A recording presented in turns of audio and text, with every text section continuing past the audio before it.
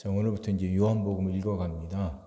신약 성경을 보면요, 그 복음서가 먼저 쓰여진 게 아니라 바울 서신이 먼저 쓰여져요.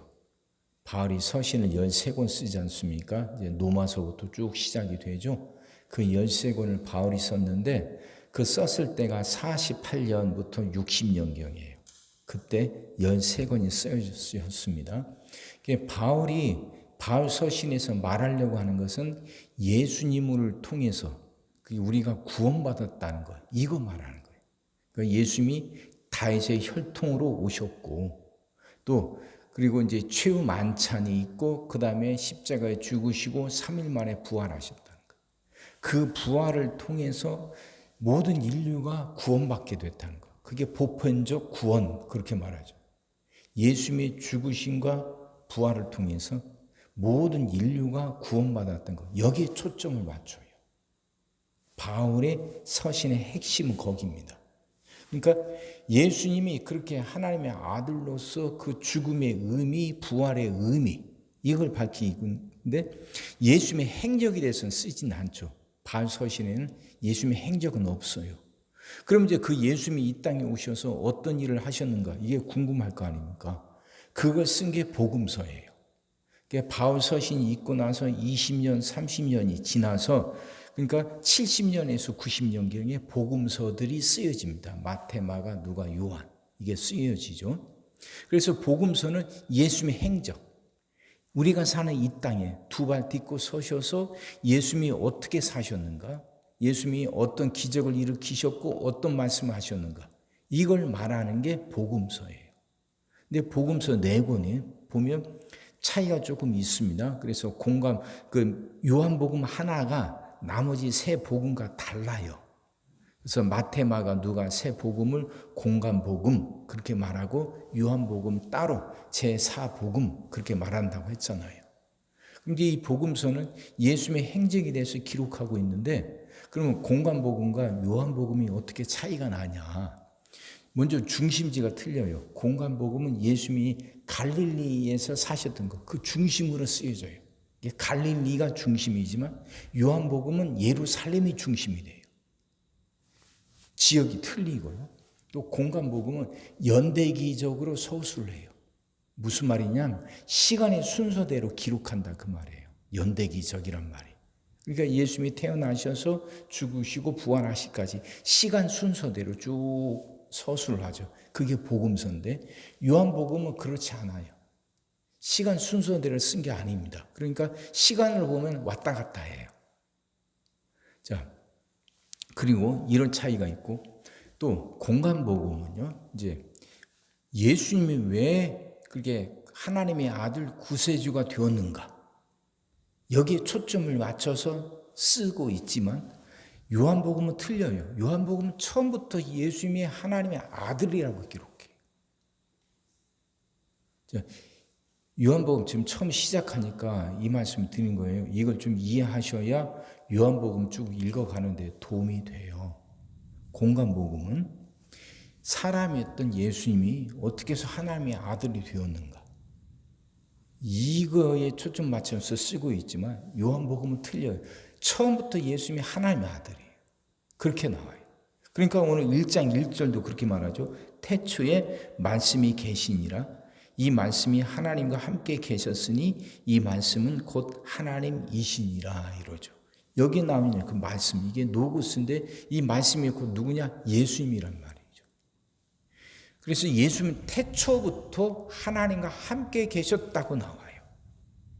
그러니까 하나님과 동등하셨던 그분이 예수님인데, 그분이 사람의 몸을 입고 이 땅에 오셔요. 그것도 종의 형체를 입고 이 땅에 오신 거죠.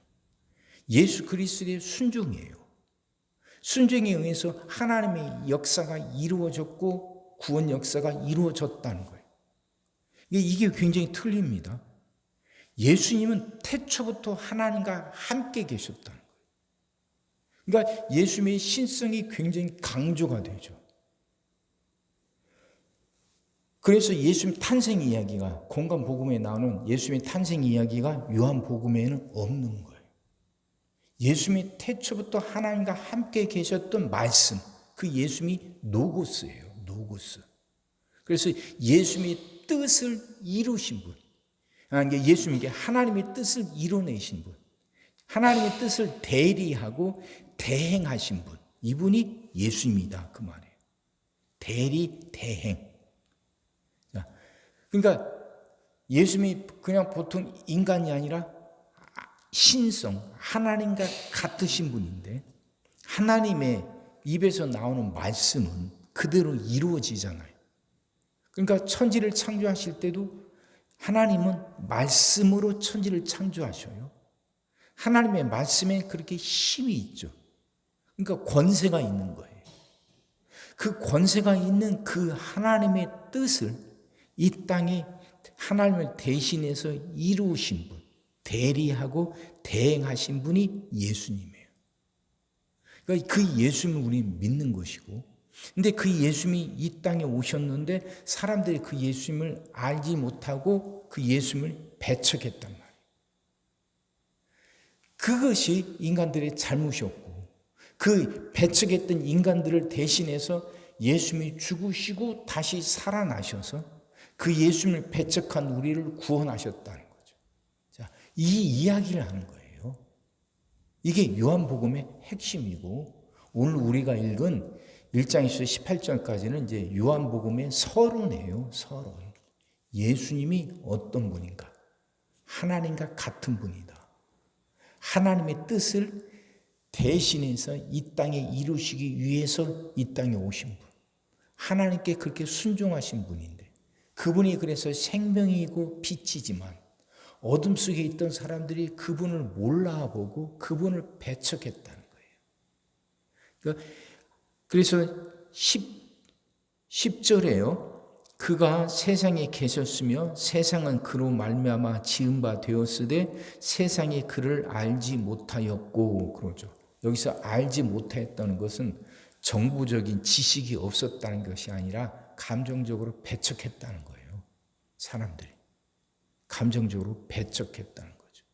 자, 그 예수님이 이 땅에 오시는 걸 먼저 알려준 사람이 세례 요한이라는 거죠. 오늘 본문에도 요한의 이야기가 나오죠. 그 세례 요한. 요한복음을 쓴 사람은 예수님의 제자 사도 요한이고, 여기에 나오는 요한은 세례 요한이죠. 세례 요한이 먼저 와서 예수님에 대해서 설명을 해줍니다. 근데 그걸 받지 않았고 예수님이 또 이 땅에 오셨지만 사람들이 그걸 깨닫지 못하고 오히려 배척했다는 거죠.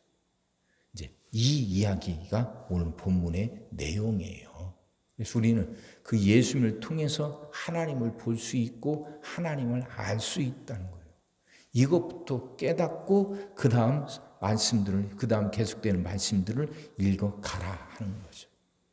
예수님은 하나님과 동등하신 분, 그래서 태초부터 하나님과 함께 하셨던 분. 그래서 예수님의 죽음의 능력이 있는 거죠. 그래서 예수님의 부활이 우리 모두를 구원할 수 있는 거예요. 그냥 자연인 한 사람의 죽음이 아니에요. 그 예수님은 하나님과 똑같으신 분. 그분이 죽었다 사셨어요. 그래서 그것 때문에 우리 모두가, 모든 인류가 그것을 믿는 사람은 누구든지 다 구원받고 영생을 얻게 됐다는 거죠. 우리가 믿는 예수님이 이런 분이에요. 더 깊이 알아야 되고, 그래서 그 능력이 더 분명하게 믿어가야 되는 거죠. 우린 그걸 믿는 겁니다. 예수님의 죽음과 부활을 통해서 내가 구원받았다는 것. 그 한 사람의 죽음이 그냥 일반인, 자연인이 아니라 하나님과 동등하신 분이었기에, 태초부터 하나님과 함께 하셨던 분이었기에 그분의 죽음과 부활이 나를 구원하시는 능력이 있는 거라는 거죠. 우린 그걸 믿음으로 구원을 받은 거예요. 그걸 분명히 믿고 그걸 붙잡고 살아가는 겁니다. 죽음의 권세를 깨뜨리신 그분은 나를 둘러싸고 있는 모든 어두움들, 나를 절망하게 만들고 나를 주저앉히게 만드는 모든 어려운 것들을 다 물리칠 수 있는 능력이 있는 분이에요. 하나님과 동등하신 거니까. 그럼 그 예수님 믿고 살아가는 거죠. 두려워하지 않고 의심하지 않고 승리할 걸 분명히 믿고 당당하게 꿋꿋하게 살아가는 거죠. 그 주님 분명히 믿고 그렇게 승리하며 살아가는 여러분과 제가 되기를 주의 이름으로 축원합니다. 기도하겠습니다. 사랑의 하나님, 오늘부터 또 요한복음을 읽어갑니다. 하나님, 이 복음서 읽으면서 깨닫게 하여 주시옵시고, 하나님이 그게 무슨 말을 하는지 분명히 이해하고 그 말씀 분명히 믿을 수 있게 하여 주옵소서. 예수님의 죽음과 부활의 능력이 있음을 분명히 깨닫게 하여 주옵시고, 그분의 죽음과 부활이 나를 구원하였음을, 그래서 내가 살아가면서 당하게 될 어떤 고난 속에서도 결국은 나를 구원하시고 지켜주신다는 것, 이제 분명히 믿고 살아가게 하여 주옵소서. 그래서 어떤 어려움을 만나도 어떤 문제가 생겨도 두려워하거나 불안해하지 않게 하여 주옵시고, 승리할 것을 믿고 하나님 그 어려움과 싸워 이기게 하여 주옵소서. 그런 믿음을 더하여 주시옵시고 그 믿음 갖고 살아가게 하여 주시옵소서. 오늘도 우리 모든 성도들 위해 기도합니다. 한 사람 한 가정 빠짐없이 일일이 찾아가셔서 오늘도 함께 하시고 은혜 내려 주옵소서. 가정들이 다 평안하게 하시고 식구들이 다 건강하게 하시며 생업이 다 형통하게 하시고 문제들이 다 해결받게 하여 주옵소서. 우리 자녀들을 축복하시고 앞길을 열어 주옵소서. 우리 자녀들이 하나님을 사랑하게 하시고 말씀을 지키게 하시며 하나님께 영광 돌리는 일꾼들로 살아가게 하여 주옵소서. 하나님, 우리는 새날이 올 줄 믿습니다. 성도들은 질병을 이겨내고 물질의 어려움을 극복하고 수많은 문제를 해결하며 살아가는 그 새날을 살게 하시고, 교회 안에서는 예배가 살아나 빈자리가 가득 채워지며 언제나 생명의 역사가 일어나는 새날이 오게 하여 주옵소서. 오늘 하루도 모든 성도들 눈동자처럼 지키시고 복된 길로 인도하여 주옵소서. 믿사옵고 예수님의 이름으로 기도하옵나이다. 아멘.